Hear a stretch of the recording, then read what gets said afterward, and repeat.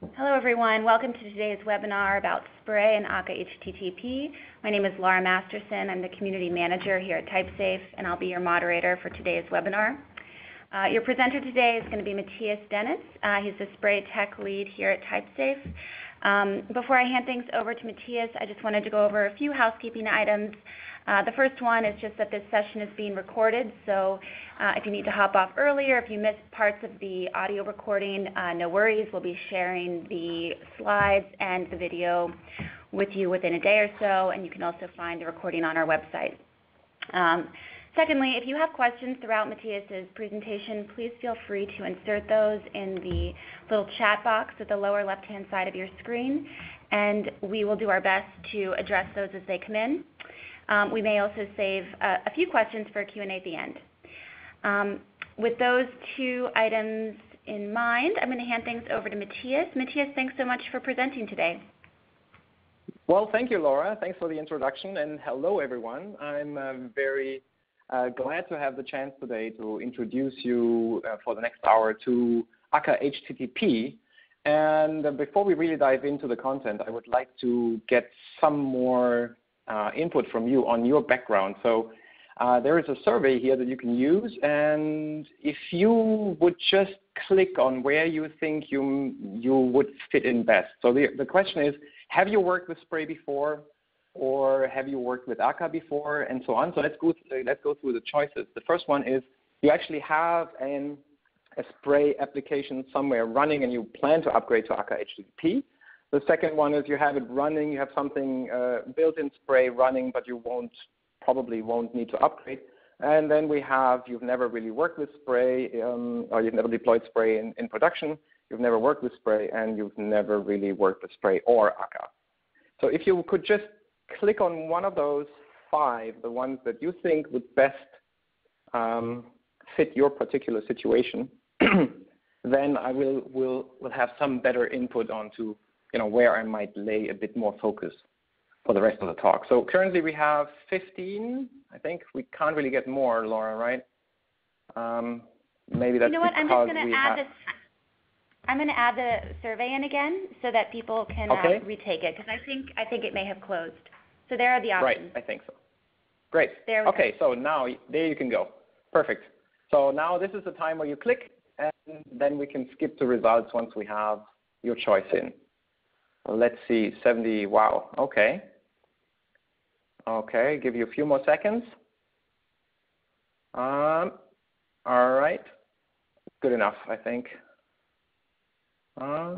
Still coming in, answers, still, come on. Okay, good. I'll close this. Interesting, so actually, yeah, equally between people that have never worked with Spray and people that have worked with Spray and need to upgrade to Akka HTTP. Okay, so we need to do somewhat like a split there, even though more people have some experience with Spray. Interesting.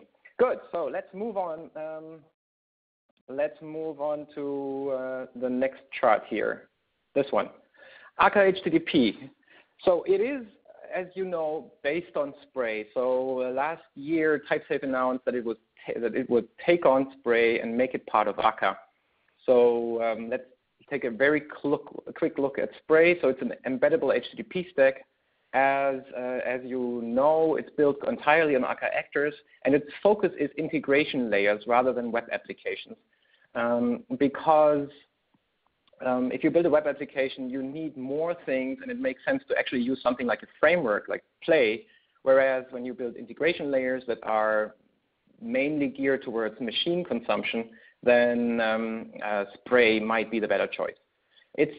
It provides a server and client-side HTTP stack, so you can use it on both sides. That's also one difference between Spray and Play, for example. And it's fully integrated into the TypeSafe stack, so you use the same thread pool configuration, general configuration, debugging, and so on. So it's just seamless when you work with Akka, for example. The core features of Spray are an immutable case class-based HTTP model. As you know, that's what you generally want when you work with Scala. And it's a fast and lightweight HTTP implementation. We try to remove everything from the core that might get in the way of performance. And it gives you on the higher levels a powerful DSL for server-side API definition. That's the routing module that most of you will probably have in mind first when you think about Spray. And of course, it's fully asynchronous and non-blocking. It's actor-friendly, modular, testable, all those nice things that you expect from a modern library. And it's actually the only implementation that we know of that's built, HTTP implementation that's completely built within Scala. So there's no wrapping of legacy or anything. It's Scala all the way through, which makes certain things like debugging in production and fine-tuning performance easier if you only have one uniform stack. Now, when we look at Spray, then there are also some weaknesses that have crept up over the last more than 3 years that Spray is now heavily used in production. And we are aware of that and wanted to address them when we moved to Akka HTTP. And luckily, I think we can address most of those quite nicely. The core thing is handling of chunk requests. It's actually clunky and incomplete. As you know, Akka HTTP defines a transfer encoding chunks, which allows you to send messages in pieces. And as they come in across the network, they represent something like a stream, and that's just not easy to work with in Spray. Mainly because we were missing an important abstraction, and we'll get to that in a second. And that just made it really hard to build a proper API for that. And dealing with large messages is also difficult if you have really, really large messages for the same reason that we don't really have a proper stream abstraction. So we didn't have it at the time. Spray doesn't really deal with those very nicely. Yeah? You can do it, but it's harder than necessary. And the high-level routing DSL is sometimes for people that are not used to it, can be unintuitive, and there are certain things that we could improve there, and we did improve in Akka HTTP. So that's better, even though it's still very the same. We'll get to that in a second as well. And then there are deep implicit structures which are sometimes hard to debug and so on. So you might see those things that are sometimes just come with the way things are being done in Scala. And missing features are, of course, always a weakness, so to speak. And the WebSocket support has been very much in demand, but we didn't really want to address it earlier before having core improvements to the basic infrastructure, which we now have, so that will come. So let's look at Akka HTTP. Akka HTTP is actually something like Spray 2.0. So it's not something entirely different. It's really the natural improvement. And we have applied across-the-board polishing to all its pieces. And we address the weaknesses that I've just said before. One important point, we have Java APIs now for everything. So you should be able to use Akka HTTP from Java completely with all its features, which is something that in Spray was impossible because Spray was a complete Scala-only solution. So that was an important point for us, giving everything Java APIs, which isn't always the easiest, as you might imagine. We have also simplified the module structure a bit, which we'll see later. But there's one really important improvement, and that's the new abstraction I was referring to before, and that's reactive streams. Akka HTTP builds on Akka Stream, which is one implementation of reactive streams. And since the two are so closely related, I want to take a little detour here and introduce you to the main concepts behind reactive streams before going deeper into Akka HTTP. And there's one survey now, which I would like to see from you. And the question is, this one, not this survey. This one, is it? So when we talk about reactive streams, some of you might have heard about reactive streams. Could you just click one of those 4 things? What do you think? Do you understand reactive streams? Is it clear to you what they do and why we have them? Do you have like a rough idea, but you're not really sure of the details? Have you just heard about them, or you've never heard of reactive streams? Could you just do those? Just select whatever fits you best, and then we'll move on. Okay, so 130 in, nice. Okay, yeah, that's very good. I see. So most of you have heard of reactive streams and have some idea, sometimes even a really good idea of where you are. Interesting. Good. Still, I want to motivate it a little bit from the perspective of Akka HTTP. So here's one scenario that we had several times actually with Spray. And it shows one weakness and where reactive streams come in handy. Imagine this setup. You have a legacy backend. You had a service providing something with, I don't know, Django or an old servlet container or anything, and then you came in and brought in Spray, built a new backend for your service, and this runs nicely. But for certain things, for certain requests, you actually need to proxy the request and the response back to the legacy backend. Maybe version 1 of your API is still running on legacy and so on. If you have this set up, then you have a client which comes across the internet with a request to your new backend. The new backend proxies the request over the LAN, which is fast to the legacy backend, and the legacy backend just replies with a large response, which needs to be proxied back to the client.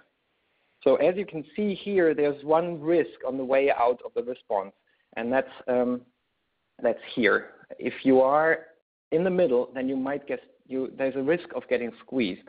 If the legacy backend dumps the 8 GB response onto you really, really quickly, and you don't have the chance to apply back pressure there, if you really need to read those 8 GB and then spoon feed them to the client across the slow LAN connection, then you get squeezed, and that is a real trouble. So what you need is pushback required here. There needs to be some way to say to the legacy backend, look, slow down. I want to determine or specify the rate at which I am ready to read those 8 GB. I know you can supply it really fast, but there's no way for me to deal with it. So this amount of pushback is possible to build with Spray, but not really reliable in a reliable fashion. There needs to be a better abstraction to deal with this. And this same problem actually appears in a similar shape throughout your whole processing pipeline, that you need a way to push back if there are certain stages in your pipeline that are slow. So let's move away from this example and just look at this. So if you have an asynchronous processing pipeline like actors, if you build your application with actors, then you probably have something like that. So you have several actors that just feed things from one step to the next in a fire and forget fashion as you do it with actors. And of course, the problem is if you have a slow step, like suppose step 3 is slow, then we have the same problem that we had before. We need pushback. We need to somehow tell step 2 to slow down sending elements to step 3, because otherwise the mailbox of step 3 will just overflow eventually and your application is dying, and that's not good, clearly. And if we apply pushback across the boundary over to step 2, then we have just moved the problem one step further. So, and then we need to apply the pushback on one step before, and so on. You get the picture. This whole solution only works if we can really move the problem all the way to the beginning and not just 1 or 2 steps. So, if you build that usually right now with actors, there's one common solution for this problem, which is acking. If you hear a talk from Jonas Bonner, for example, he would just say, just use acking, and acking works. Acking would just mean that any step can only send the next command down the line to its subsequent step if the subsequent step has provided you with an ack command that it's ready to take on new elements. Right? That's the idea. But if you build that, then you'll see that it's actually somewhat brittle. It doesn't really compose, and you need to rebuild the same thing for every step. So every time you build a message protocol between step 1 and step 2, or between step 2 and step 3, you are actually writing the same logic. So this isn't dry, and it doesn't compose, and it's brittle. So we need something better, and that's exactly what reactive streams are. They give you an abstraction for solving this problem in one place properly, and then it will just magically apply wherever you use it. And the core point is how to move data across one asynchronous boundary. So in this actor pipeline that we just saw, there were several asynchronous boundaries. If we look at one of those, then we have the problem of how do we move data from a producer to a consumer. Those two don't have to be actors. They can be anything. It can be processes, threads, whatever. It's always the same problem. If you have two asynchronous things or two concurrent things, then the question is how do you transfer the data between them? And of course, there are solutions already. There's one commonly used one, which is either pull. You can pull the data from the producer. So the consumer would just call the producer, block if there's nothing available, and then return when data are available. This mode is easy to understand, but it does have scalability issues, of course, because we are blocking. As you know, blocking is never a good idea if you want to scale, so this is not good.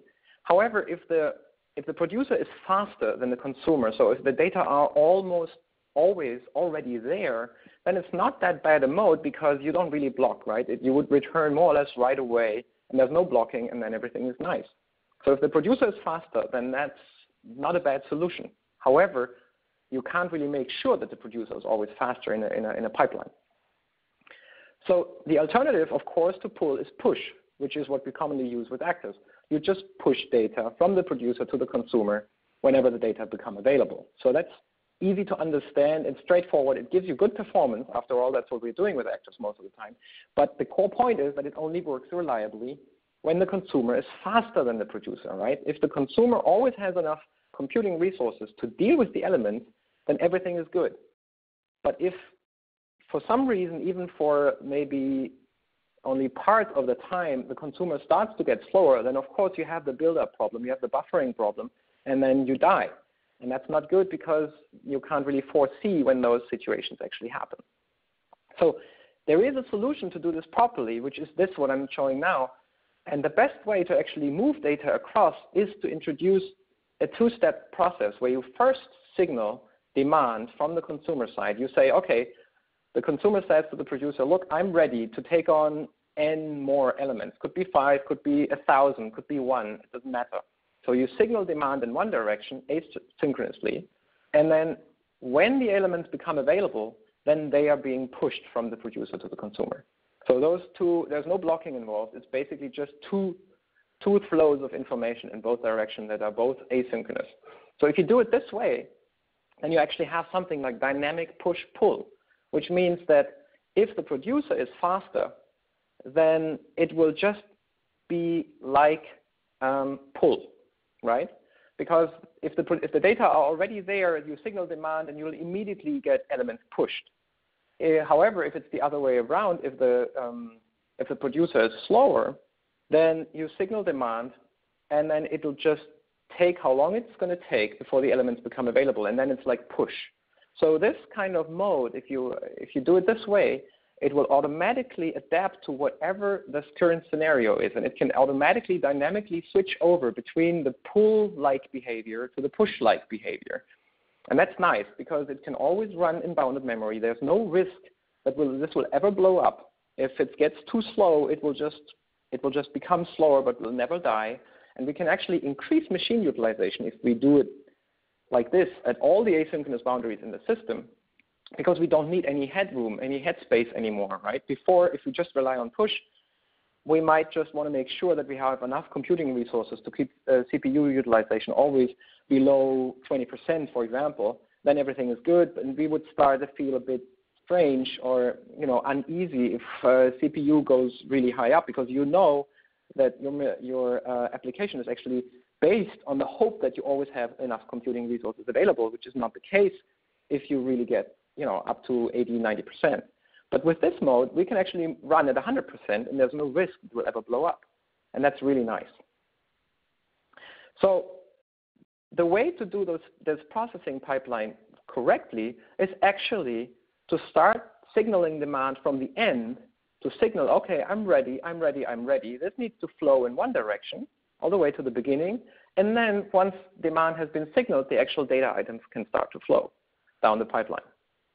And what this actually is, if you look at it, it's a two-directional information flow. There's the main flow going from left to right, which is the data items as they move through your pipeline. And in the opposite direction, from right to left here, we have the demand flow, the information about what kind of resource availability is actually in place currently at those various steps. So this is a two-directional flow. That's important to realize. We need to introduce the flow of the demand in the opposite direction to the main flow in order to solve this problem properly. Now, there's one really nice thing about this as well. If you do it like that, if you build your processing pipelines like that, you can actually scale out across the network through TCP, and TCP will automatically connect those pipelines in the right way because TCP implements flow control, which is in fact exactly the mechanism that we've just seen. It's implemented a bit differently, but semantically it's exactly the same. So if you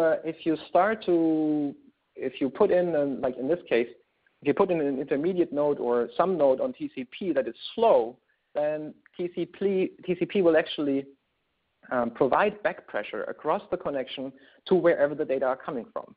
And if you build those processing pipelines with this node that we've just discussed, you can build something like those continuous pipelines across many machines from a client to a server. And if the server is slow, then it will actually back pressure all the way back to the client, or the opposite way around. If the client is slow in reading from the server, then it's the same thing. And that's really nice. And that's what we rely on with HTTP, because HTTP, of course, builds on TCP. So going back, reactive streams, they're essentially pipeline processing done right. Yeah, this is the way to do asynchronous pipeline processing. The focus of the reactive streams project and definition is just this passing of data across an asynchronous boundary as we've just seen. And the reactive streams project itself that you find if you go to reactive-streams.org or to its GitHub repository, it will define a certain API spec that defines the protocol for how to move data across an asynchronous boundary. And there are several implementations that you would use as an end user. You wouldn't use the API directly. You would use an implementation, for example, from Akka Stream or from Twitter or from Netflix that gives you nice DSLs for composable stream transformations, because that's what you actually want to do. And there are many, many use cases for reactive streams from, as you can imagine, for example, as you can see, Netflix obviously has large streams all over its place, so that would be video streams many times. Twitter has streams, and there are many, many cases where you might be using streams. And one of those later on, as we'll see, is HTTP. It's a joint effort, actually. All those engineers from, some engineers from all those organizations have worked together for the last year to actually come up with a proper specification of reactive streams and how they can interoperate, because that's what we want as users. Okay, so Akka Stream is a module that is one possible implementation of reactive streams. And it's right now probably the most mature one that is available in Scala. And it gives you a few basic concepts that we need when we talk about Akka HTTP further down the line.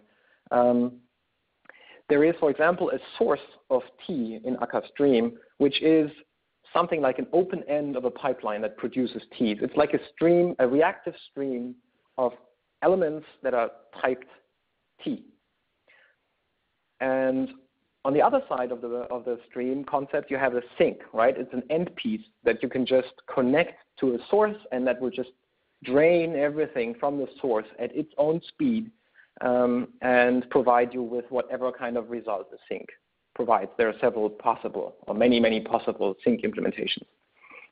And then there is a concept called flow. A flow from A to B is like an unconnected piece of pipeline. So it has an open end at the beginning where you eventually need to put in a source, and it has an open end at the end where you need to put in a sink. And once you have this, once you have a flow that is connected to a source and connected to a sink, you can actually start it.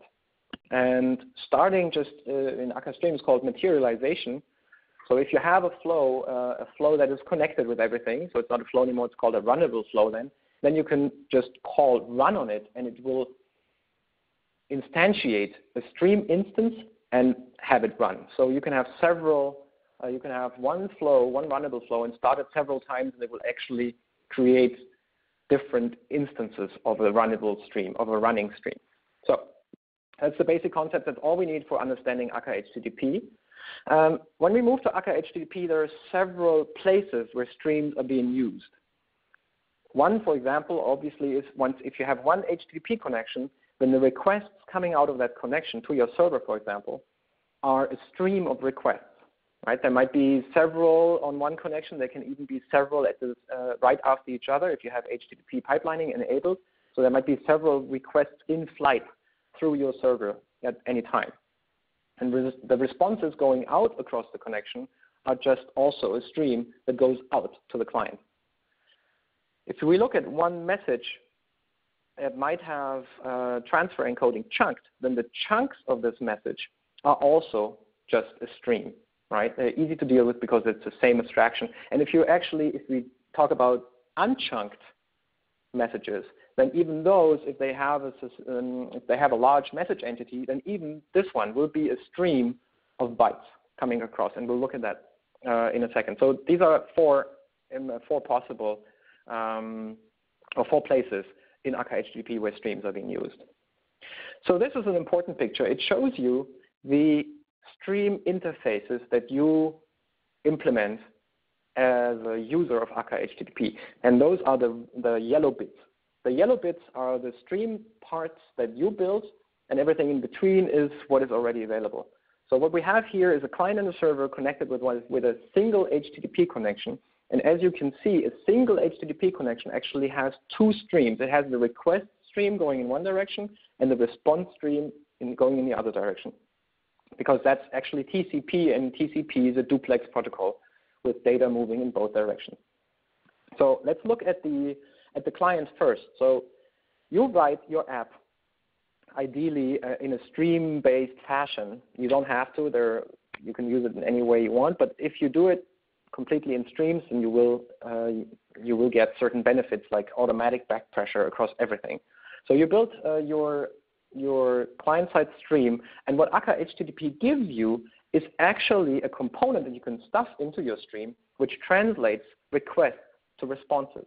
So that's the flow that we've been talking about. Akka HTTP gives you a flow that you put into your own stream setup, and that just turns requests into responses, because in the end, an HTTP client doesn't do anything else than turning requests into responses.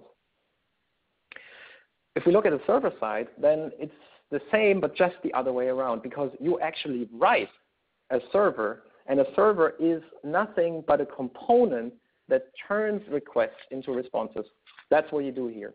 So on the user side, on the server side, you provide the flow that turns requests into responses, and Akka HTTP gives you the pipelining infrastructure to actually connect it onto TCP.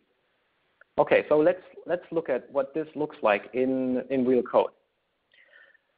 That's the HTTP server API that you can currently use with Akka HTTP 1.0, the milestone 1 release. There's basically an HTTP extension, an Akka extension called HTTP, and that defines a bind method. And the bind method has, of course, an endpoint and certain options and settings, and it gives you back a server binding. Synchronously, it gives you synchronously a server binding. So there's not a future, it's something that immediately returns, and actually the binding doesn't happen at that point when you call bind. It gives you a binding, and the binding itself provides a few members that we look at right now. The most important one is the connections, and the connections is a source of incoming connections, because you can actually think about a server as a stream of connections that you can choose to accept, or you can also say, no, I don't want to accept any more connections. So, and if you take this connections source and you materialize that, then at the time where the materialization happens, the port will be bound.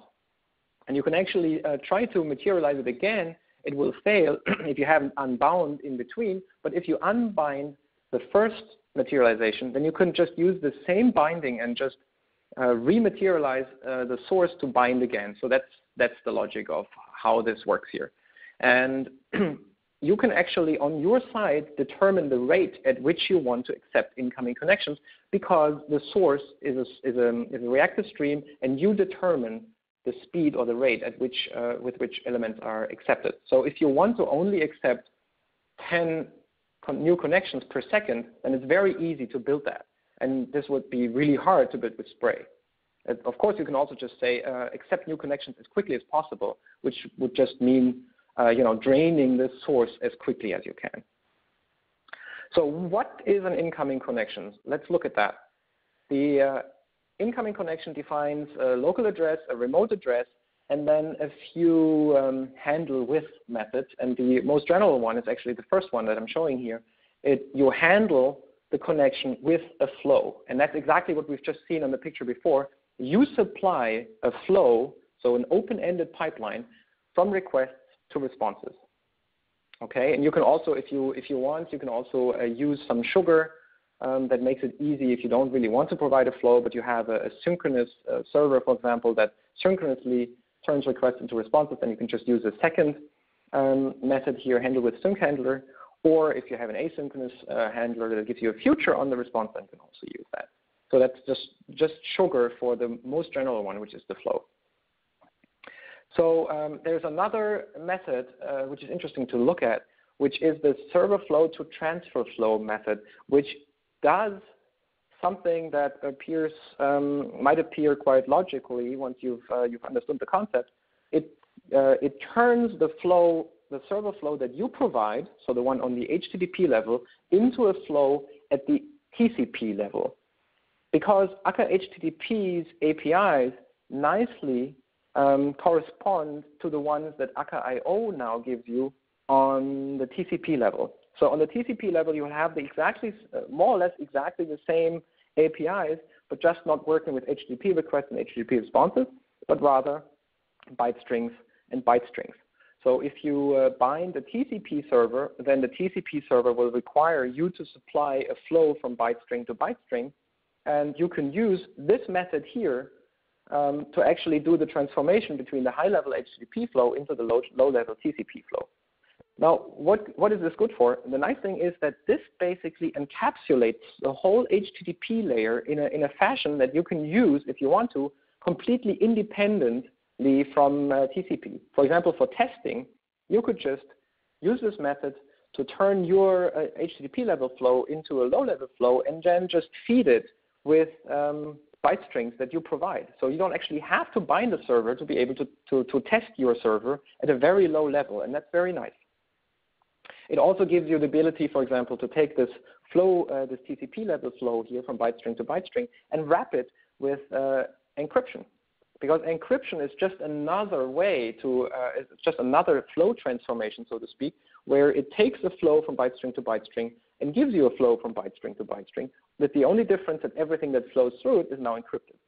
And so, as you can see here, if you have this nice abstraction, you can actually compose different elements for compressing, encrypting, and just plugging in a very flexible fashion those different flows or reactive stream pipelines, so to speak, and everything is just nicely and loosely coupled, which gives you full control over how exactly you want to assemble your pipeline. So if we look at at an example of what the very simple HTTP server might look like, then you would just call http.bind, and that gives you the binding, and then you could just say start handling with sync handler, which is some sugar that we've provided on the binding, which doesn't really do anything but materializing the source of the incoming connections and then just handling all of those connections with a synchronous handler. And the synchronous handler here is just a function from request to response. And so this becomes very, very simple, but it gives you a nice upgrade path to become as complex as you want or as asynchronous as you want, if you need it. Let's look to the client side. So on the client side, it's very simple. Just a similar thing. You call outgoing connection on the HTTP extension with a certain endpoint, and it gives you immediately an outgoing connection instance.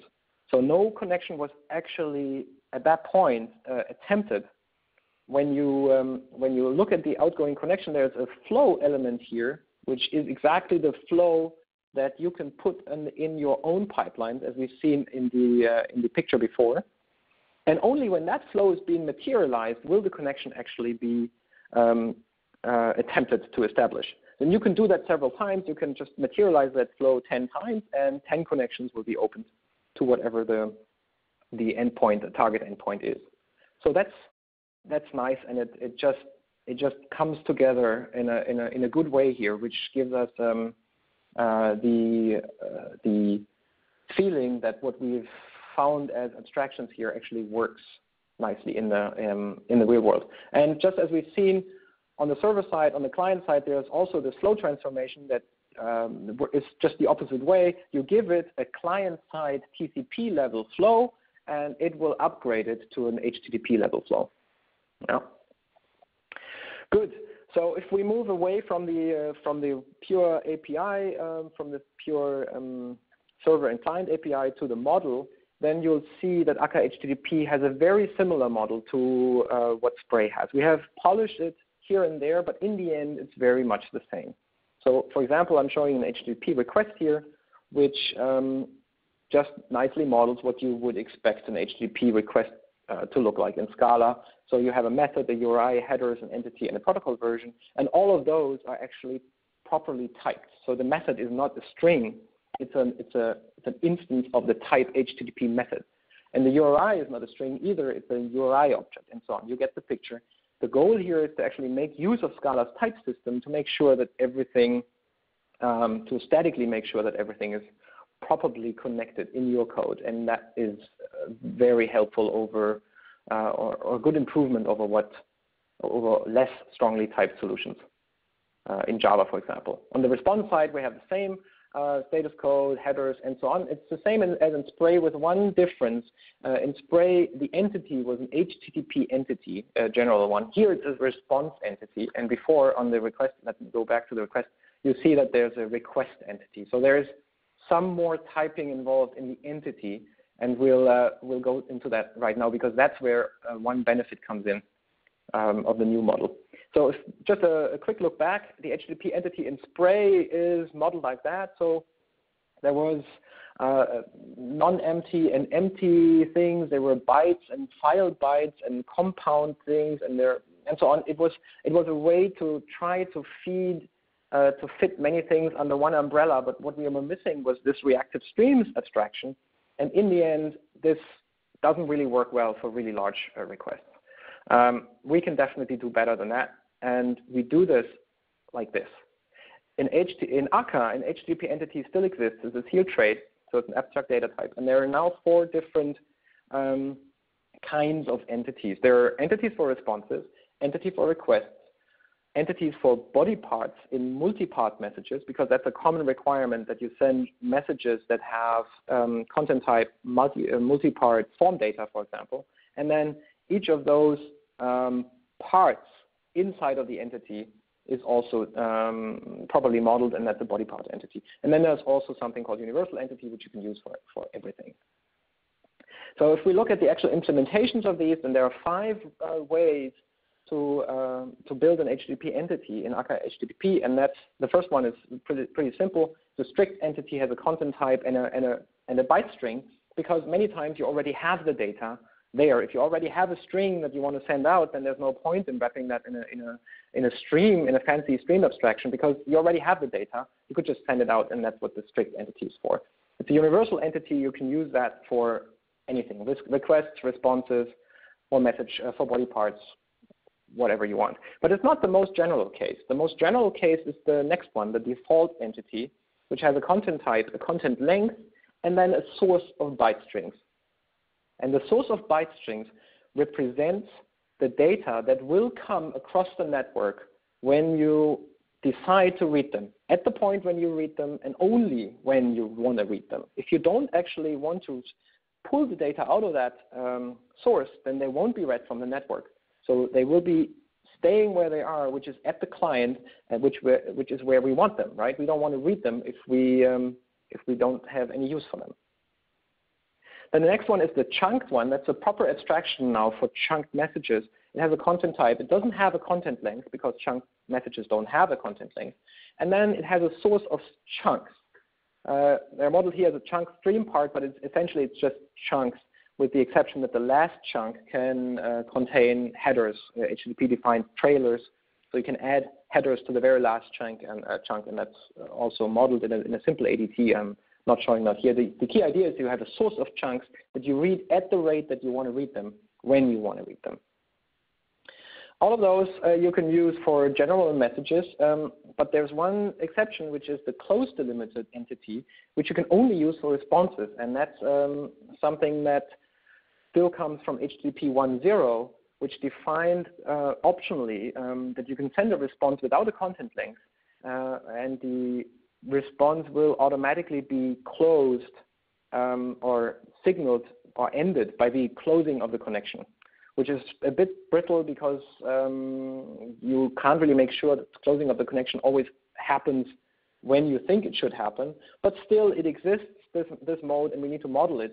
And you can only use it for responses, because after all, it doesn't make sense to close the connection after you've sent the request, because then you don't have any way to read the response. So that's important. That's where the difference between the response and the request entities comes in.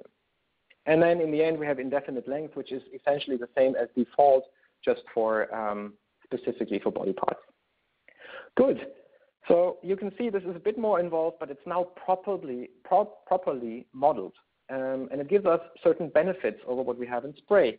Since we are now properly typed, it's just more type safe. We can make sure that we only use what is actually legal on those on the respective message type or body part type. Entities can have arbitrary size now, so they can be really, really long. They can be infinite if you want, because streams can be infinite if they are. And the chunks are now on an inner level. If you know Spray, then you know that in Spray, chunks are modeled as special actor messages on the same level as the chunked message start and chunked message end. So even though they're semantically on an inner level, in Spray they're at the same level as HTTP requests and responses, which makes handling them more difficult. Now they're properly modeled on the inner level, so they're actually a stream inside of the stream, right? You have a stream of requests, and each request can have a stream of chunks, for example, and that's just the way you want to model it. And one benefit of this is actually that you can now receive the message headers before the entity was read from the socket. In Spray, this wasn't possible because the entities were strict, so you had to apply some tricks to actually make that happen. Now it just naturally works. Whenever the message headers have been read from the socket, the HTTP request or response object is instantiated and sent off to you without having to wait for any bytes of the entity to arrive. So that's a nice benefit. Okay, so the module structure that we have in Akka HTTP now looks like this. We only have 3 modules now. We have Akka HTTP Core, Akka HTTP, and the Akka HTTP Test Kit. And Akka HTTP Core, the first one I'm showing here, contains the model that we've just seen, and which lives in Spray in a module called Spray HTTP.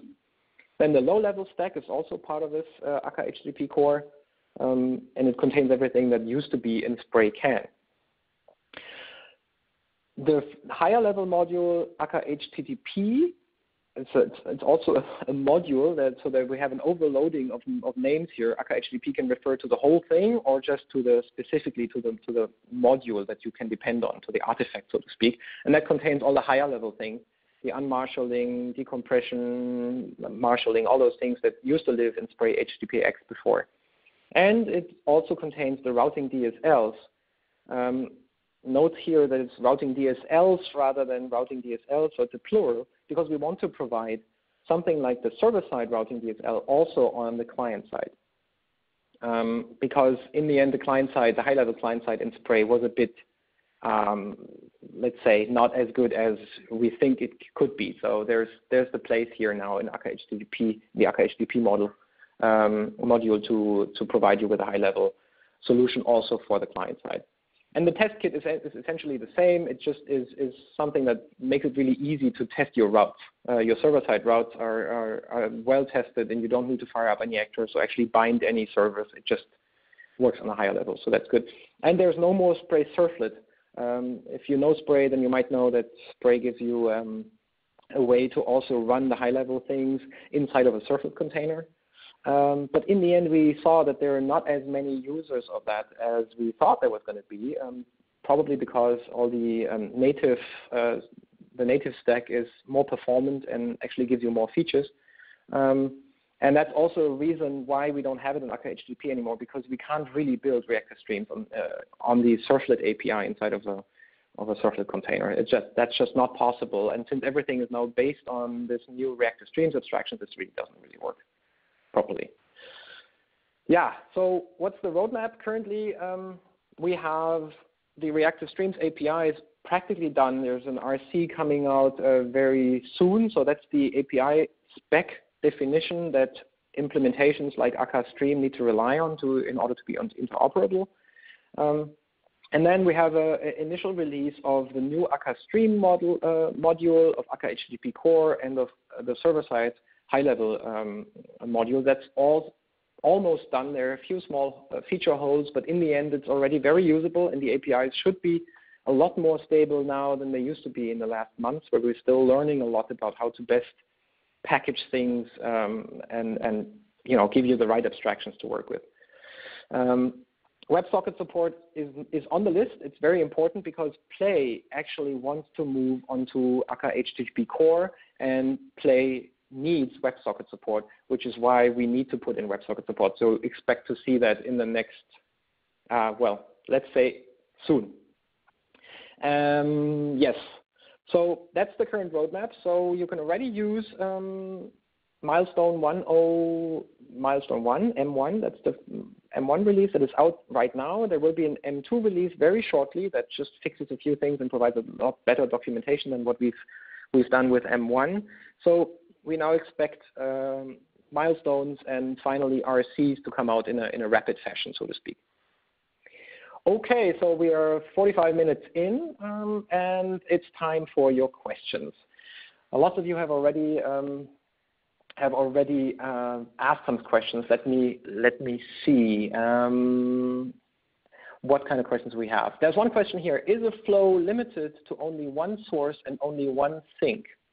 Well, a flow is a general pipeline piece that you can connect to any number of sources or any number of sinks. So if you have a flow, you can connect it to a source, and that gives you a new source, right? If you have a source of A's and you put behind it a flow from A to B, then that will give you a source of B.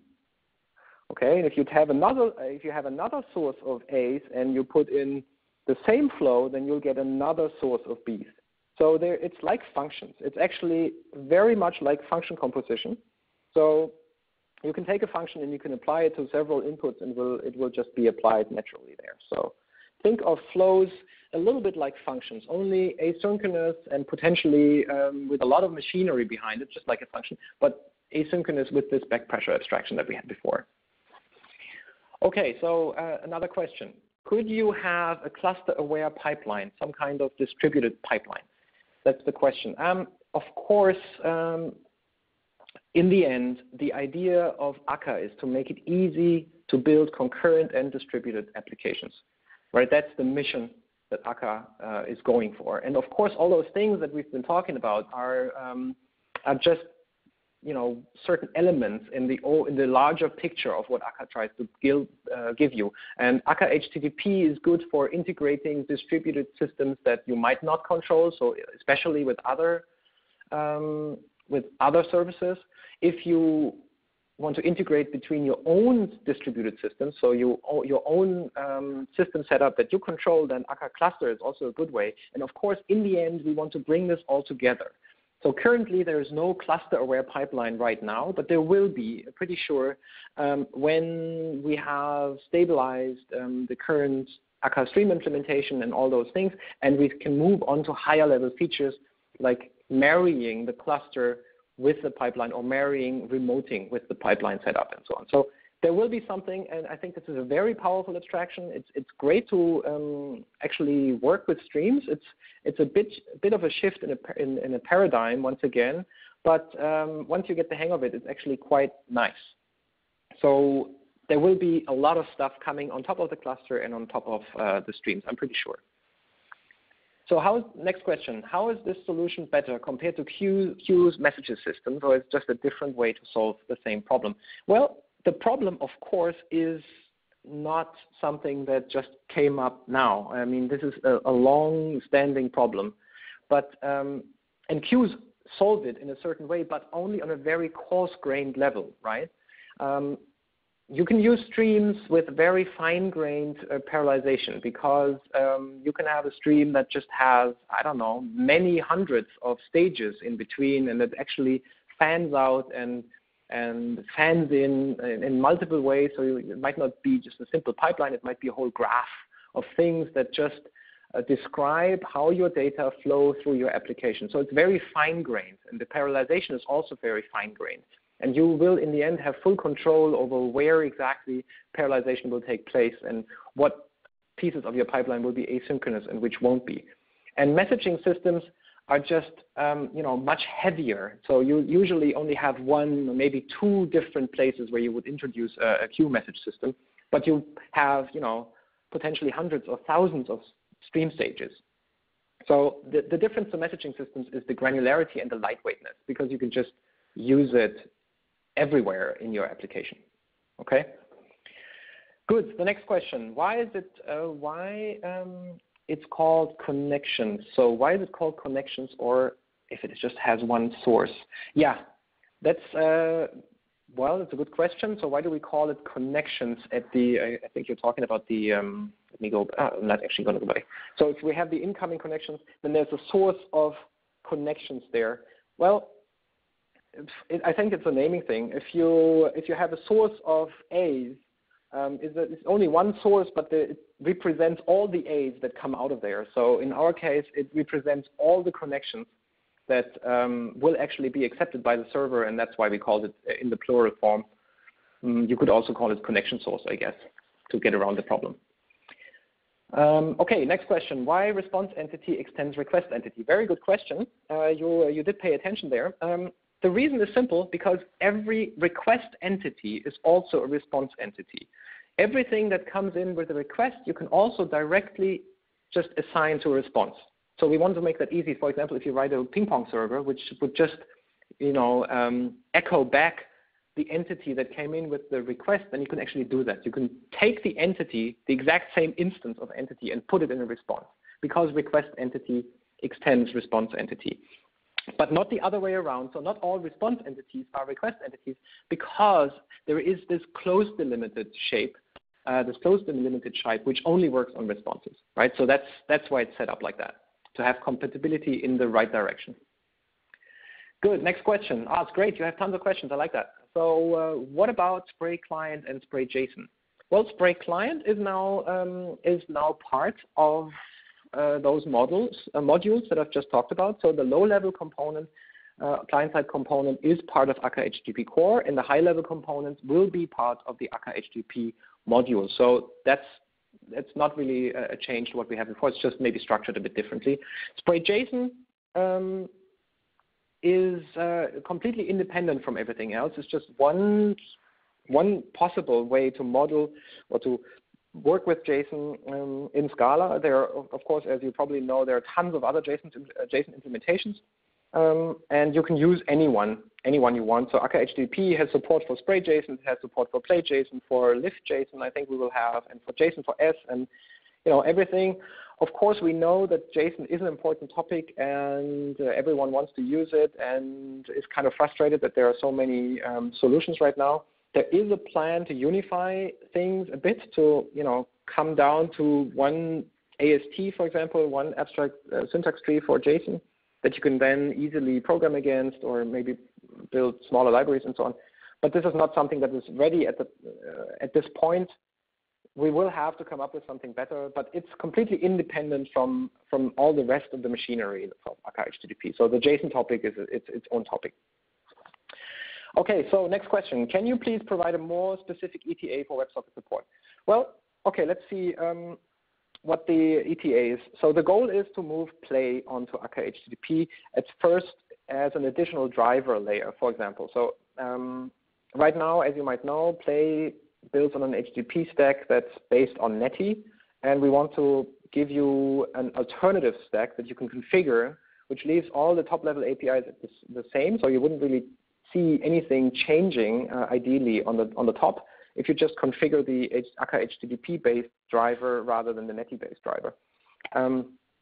In order to make that work, we need to have WebSocket support because, as I said, Play needs it. So once we have the current release out and we have all the features ported from Spray and we are sure that there are no major bugs in there, then our whole focus shifts on providing everything that Play needs in order to be able to move on to this. And then WebSocket support becomes the first priority. That will probably be very early next year. So in January At the latest in February, I think we'll start working on that. It will all be streams-based, of course, since we now live in the streams world. And well, from my perspective right now, I don't think it should take too long to come up with a first usable version of WebSockets. It will be client as well as server side, but I might be wrong. So it's hard to say right now how long exactly it will take. But I definitely expect something usable in Q1 next year. Okay, so I can't really go any more detail than that because I just don't know. Next question. If we need to build a REST API, is it enough with Akka HTTP or is it better or recommended relying on Play? Well, if you build a REST API, then Akka HTTP is exactly designed for that, right? That's our focus. We focus on giving you the tools that you need to build REST APIs. Play is a framework for building web applications in the broader sense. So if you build an application whose core it is the interaction with the browser, then Play is the better choice. So if you need something like AJAX support, if you want something like asset management, JavaScript minification, CSS minification, CoffeeScript, and all those things, all those front-end things, then Play is better. If you just need a REST API, then probably Akka HTTP is the more lightweight solution. And it's easier to integrate in an existing code base than Play. Okay, next question. Are there any examples of the Spray routing API changes? Very good question. I didn't have time to go into that. There are a few smaller changes to maybe some directives here and there, but the basic setup stays exactly the same. We did change a few things to make the DSL more type-safe so that you can't shoot yourself in the foot as much as you can with Spray, mainly by changing the core type of a route, which in Spray is request context to unit. We now change that to request context to route result.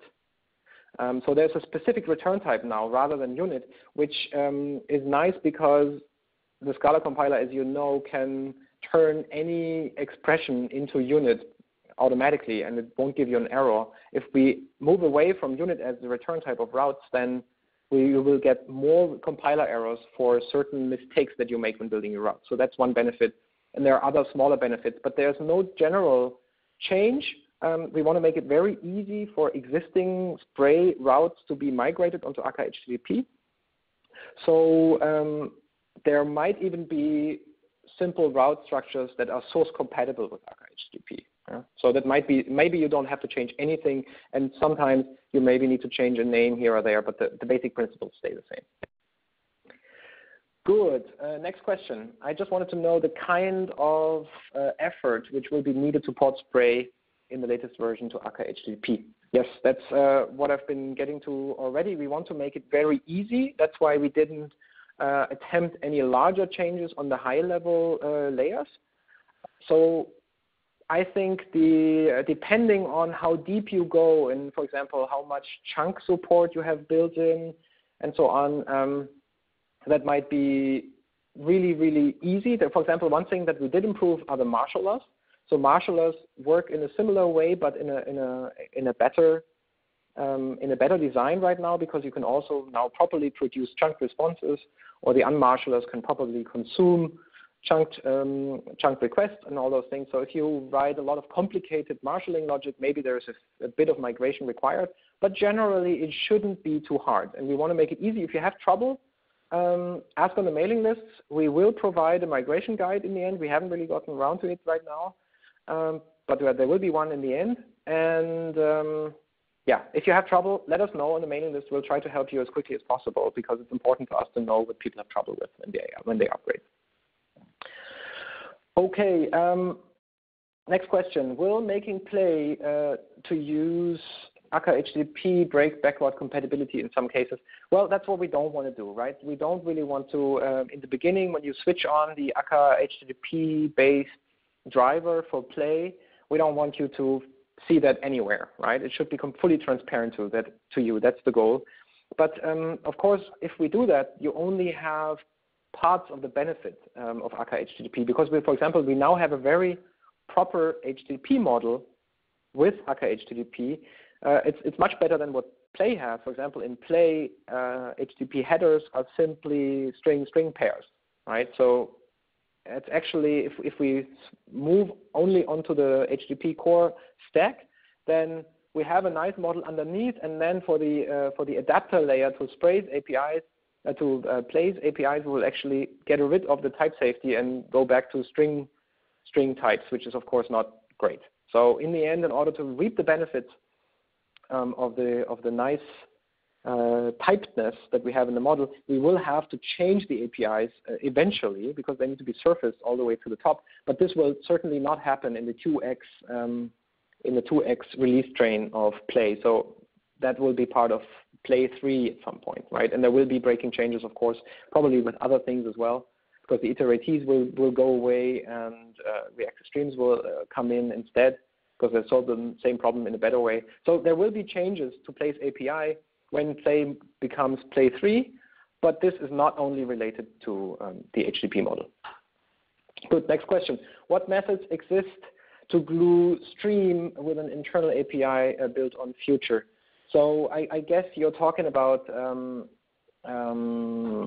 let me see, to glue the, I don't know whether you mean the stream type in the Scala collections, which is also called stream, but is not a reactive stream and is a purely pull-based stream, right? If you use the Scala collections stream, then that's a collection thing that is pull-based. It's not asynchronous. It's something completely else.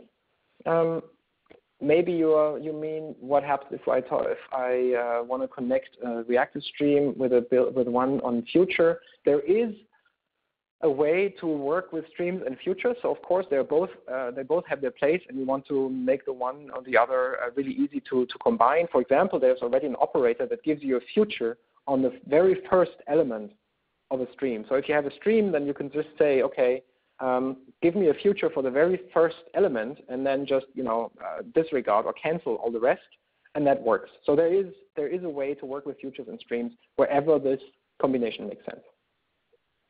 Next question. Where in the roadmap is the documentation aspect of the Akka HTTP project? The Akka project holds a high standard in terms of documentation and would be amazing to enforce the same for Akka HTTP. Absolutely. You're absolutely right. And that's what we're currently working on in the current sprint, which ends at the end of this week. Documentation is the focus. So we know that without documentation, people won't really be able to use anything. So we need to provide a very good documentation, and that's what everyone's working on this week, right? And we have in Spray also provided over time a lot of documentation that is already available on Spray.io, and that will be migrated onto the Akka documentation as well. So in the end, we hope that we have documentation that is up to the same standards as everything else in Akka, because of course Akka HTTP and Akka Stream are just Akka modules. Next question, will support for Spray libraries be suspended in upcoming Scala releases? Well, as I said, Akka HTTP is Spray 2.0, so there won't be any other major Spray releases anymore. We will provide some patching and where things come up and so on, but there won't be any bigger new features implemented in Spray. So, but there will be support for it. So if there's any security issue or any major bug, then we will provide a patch, and that will continue for some time.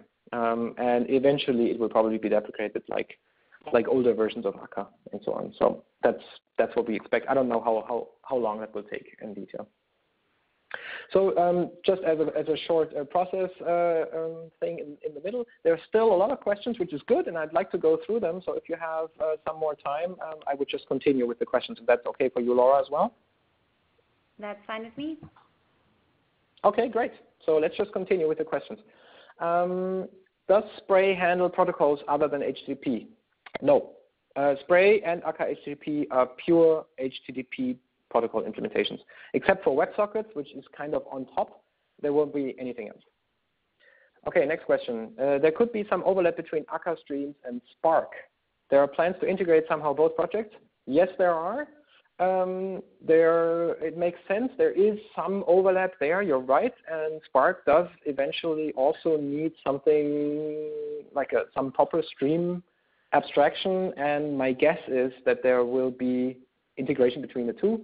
I don't know any specifics. I don't even know whether there's anything specifically planned, but I'm pretty sure that there will be something coming. So it makes a lot of sense, and I'm sure it will happen.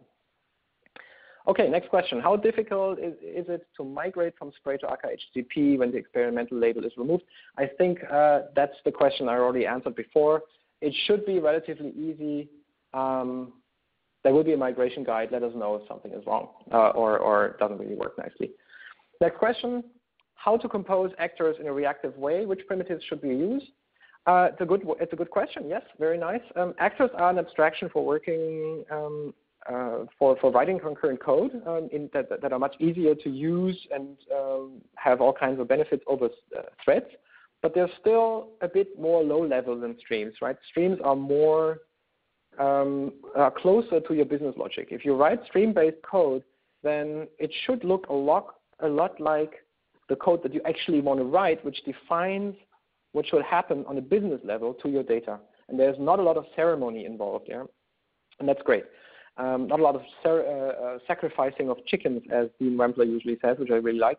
And actors have their place for certain things. There's also interoperability between Akka Stream and actors. So you can write an actor that acts as a source or as a sink or as a flow. So there's a smooth transition between the message-based protocols that you work with in actors and streams. So that's good. But they're actually abstractions at two different levels. Reactive streams are a higher level of abstractions than actors. Okay, next question. Are there other important flow operations besides the plumbing ones? There are a lot of operations on flows. Yes, there are the plumbing ones, as you say, but there's things like basically everything that you have on collections, more or less, map, flat map, filter, of course, the usual ones. There's group by, but then there are other things, for example, when you, for example, say grouped, which combines several elements into a substream or into sequences, then you can also have something like group within 1 second, for example. That's something that doesn't exist on collections, but on streams it makes a lot of sense because it's a time comes into play as well. So you can say all the elements that go through here, all the ones that come in within 1 second, they should be grouped into a strict collection, like a list, and then pushed downstream as a list. So you can, for example, if you have, suppose you have a source of stock ticker data that come in from the New York Stock Exchange, and you just want to group them by seconds, then you could just say group within 1 second, and then it will give you a stream of lists of tick data, and each list represents everything that has come in within 1 second. That's one example, and there are tons of others that you can think about and that we will provide in the end. And one of the things that we have done in the last year is figuring out which ones are the most important ones that we need to give you in order to write proper stream-based logic. Okay, next question, how does Akka HTTP compare to Netty in terms of performance? Very good question. I didn't really say anything about performance so far. So if you take it right now, it's really slow. The reason is that we have spent 0 time so far on any performance optimization work, purely because we wanted to make sure that we have the right abstractions and we have the right things in place before we start with optimization. However, the basic infrastructure or the basic logic is actually in a way that I think we can write a stream-based infrastructure that is faster than Spray. Right now, it's a lot slower. Maybe we have 10 or 20% of the throughput of Spray. But my personal goal is to make Akka HTTP in the end as fast or actually faster than Spray. That's the goal, and I think we can achieve it. So there's no fundamental reason why it should be slow. And of course, we want to make it at least as fast as Netty, maybe even faster. I think it's possible. Give us some time, and you'll see. Okay, how does Akka HTTP support authentication and authorization? In the same way that Spray, a bit differently, maybe improved abstractions there, but there's no fundamental difference. Okay, next question. I've built an application serving JSON using Play because it has WebSocket support. Should I move to Akka HTTP? And is there support to call external web services like Play WS? Well, once we have WebSocket support, you can move to Akka HTTP, yes, if you think it makes sense. There's no support. I don't really know what Play WS does right now. I'm not sure. And I can't really comment on that. So I don't know. But in the end, of course, we want to make it attractive enough for you to actually migrate. So are there any good examples? Next question, are there any good example projects showcasing Akka HTTP for REST API design? Well, everything that works on Spray on a high level, if you look at the routing setup, you can also use Akka HTTP. So that's the same tutorials there are still more or less true, but there are not a lot of examples right now just because Akka HTTP is still so young. But there will be a lot of examples in the next weeks and months coming up. So just watch the mailing list and you'll see, or our Twitter feed, and you'll get informed, I'm sure. Next question. I've never used Spray and I found the Akka HTTP example for routing to be too simplistic. For example, case, yes, of course, it's simplistic. How can I match a more complex REST in-out URI? Take a look at Spray. Akka HTTP works in the same way. Of course, I had to use a very simple example in order to fit it on a chart, and we didn't really have time to go through more complex ones in this session here. But of course, you can do very complex stuff, and I'm sure you'll be happy in the end when you look at more examples. Yeah, I can't really go into more details right now. What's the next question? What's with the HTTPS support? Akka HTTP says no HTTPS support now. Well, there is HTTPS support. Of course, it needs to be. Otherwise, it's not really very useful. That's also something that we are currently working on. There is a basic version. I'm not right now totally sure what the current status is because it keeps changing every day, more or less, because people are working on it right now. But if it doesn't work now, it will work very quickly, like in the next milestone. So, of course, we know HTTPS is crucial. Almost done, only 3 more questions. How has the server routing DSL improved to catch more errors at compile time? I think I already went into that. It's the basic change was the route signature from request context to route result rather than request context to unit. And that has certain implications. Yeah? Next questions. Is each stage in a stream backed by an actor? Is there a way to parallelize a specific stage if it takes longer to complete the unit of work? Good question. You can, right now in the very first implementations, every stage was an actor. Right now they're being fused, so several stages can be fused together into one stage, but that's ultimately a question of what the implementation, the reactive streams implementation gives you as abstractions. So Akka Stream currently doesn't really give you a lot of control, but will in the end. Conceivably, there are other implementations that you will be able to use that allow you full control over what exactly is parallelized and where exactly are asynchronous boundaries in your stream and so on. So this will all become very clean, very clear very soon. And very last question, how long will Spray be still maintained and supported? I think maybe at least a year, I would say. I can't really say how exactly because that's ultimately up to TypeSafe. But I think as long as there are important people using it, there will be support for it. Of course, we want to get everyone to migrate, but for the next year at least there will be maintenance. Good. Very last question. 13 minutes over. Great. Thank you very much for all those questions. Laura, I hand back to you. Thank you. Yes, thank you so much, Matthias. That was a marathon of a Q&A session, so I appreciate you taking the time to address everyone's chats. Thank you, everyone, for joining us today. Hope you found Matthias's presentation useful and informative. If you have more questions for us, please feel free to email me. My email is laura.masterson@typesafe.com, and we hope to see you on future webinars. Thanks so much.